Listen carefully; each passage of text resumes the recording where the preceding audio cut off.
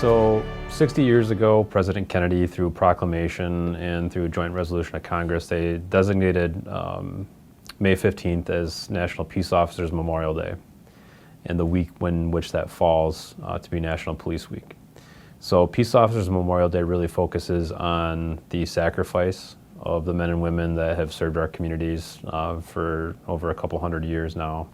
In the not too far off past here, a memorial was built in Washington, D.C. that now bears over 23,000 names of fallen law enforcement officers going back to the 1700s. Unfortunately, we continue to lose officers. It grows every year. And so Peace Officers Memorial Day is really about honoring that sacrifice. It's also about recognizing the sacrifice that the men and women that serve on a daily basis make. I think sometimes people forget that we're humans and that every time we go to work, we leave behind a family and other people that care about us. And we are interjected into other people's worst days. And so we not only have the stress of leaving our family behind, going into uncertain circumstances on a daily basis, but then also really carrying that weight that is put onto us from people that need our help, but we have to deal with that. And so that becomes a sacrifice. That means missed family events, birthdays, holidays, not being there for a child's graduation, being called in at a moment's notice to come in to respond to some emergency situation. And so those things add up. And it really is a job that you have to be committed to, serving and improving yourself to be the best for your community. So in total, the week is really about recognizing that work and those efforts and reminding folks that we're fortunate to have people, humans, that are committed to serving other humans and making places where we live, where we work, where we drive safer and better for everyone. As part of the proclamation for Peace Officers Memorial Day is designated as a reoccurring national day to fly flags at half-staff to recognize the sacrifice, the fallen officers that have served. And I think it speaks to the fact that of the things that you could lower a flag for, that's a pretty big reason and a pretty big tribute to have a national order for that. You know, every year for Police Week, there's over 40,000 officers from around the world that converge on Washington, D.C. And if for anyone that's ever spent any time in D.C. to see the memorials and just how great they are in size and the impact that they have, the National Law Enforcement Officers Memorial is no different. It is a series of panels, all of which are inscribed with officers' names. Surrounded by lions, which is traditionally a symbol that's been associated with law enforcement.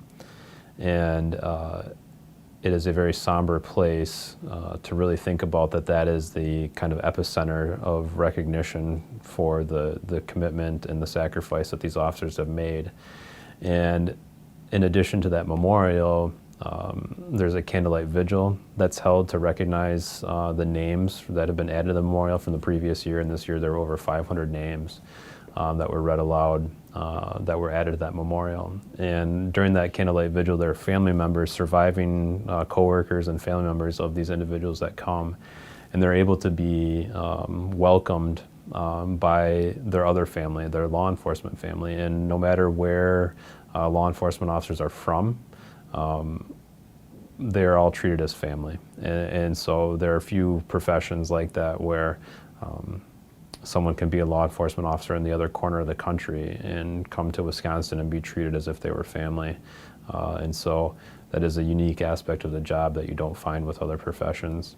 And so that makes Police Week even more special in the sense that you may be going out there with a few friends or coworkers or family members, but really you're there and you're surrounded by thousands of other individuals who have common experiences. There are organizations out there that help survivors grow and learn about how they can persevere and move on in a healthy way with their loss. While still honoring their loss. And really that's what this week is all about, is just honoring the sacrifice of the fallen and the commitment of those that continue to serve. So Police Week, if you ever have an opportunity to see it, or at minimum have an opportunity to go and see that memorial, it's very impactful. The other unique memorial that's out there that a lot of folks don't realize, maybe when they're down at the farmers market at the Capitol Square, is the Wisconsin Law Enforcement Officers Memorial. And it is a very similarly situated memorial with names of fallen officers from Wisconsin. And so you don't have to travel to Washington, D.C. to be able to pay tribute to officers who have made the ultimate sacrifice, and every year they're honored with a ceremony at the Capitol Square as well. And so that's another opportunity that folks could have to go and pay tribute and recognize the work of law enforcement in Wisconsin. Unfortunately, this year in Wisconsin, we're sitting with one of the deadliest years for law enforcement that we've seen in nearly 25 years. And so I think it's driving a deeper feeling for a lot of us in the profession, in Wisconsin especially, when we've seen 4 officers that have been killed in the line of duty. And it resonates when it happens locally. Unfortunately, we haven't seen these trends like this recently, but when we are experiencing this turn with 4 officers killed, it hits home, and it makes people reflect on the fact that they may not come home at the end of their shift, and they may leave their family behind, and it's a little bit deeper feeling. On top of that, layered on top of this whole situation, is that we are in a crisis, a staffing crisis, and we are trying to encourage folks to join our profession. We think it's a great field to be able to serve your community, but it also is kind of challenging in the sense to convince someone to go and literally put your life on the line for a fairly decent salary and benefits. But at the end of the day, you are still risking your life on a daily basis, and in some instances intentionally targeted simply for doing your job. It may certainly not be the most dangerous job in the world, but there are a few other jobs where people are intentionally targeting you because of a uniform that you wear or a car that you drive, and people are making decisions. We see this on a regular basis where the stresses of the world are impacting people. They are solving disturbances and disagreements with guns rather than words, and they're not solving their problems in a healthy way. And so, we are called to deal with the aftermath of that, and sometimes we are the target of that violence. And so, again, all of these things layered together, it makes for a very challenging situation.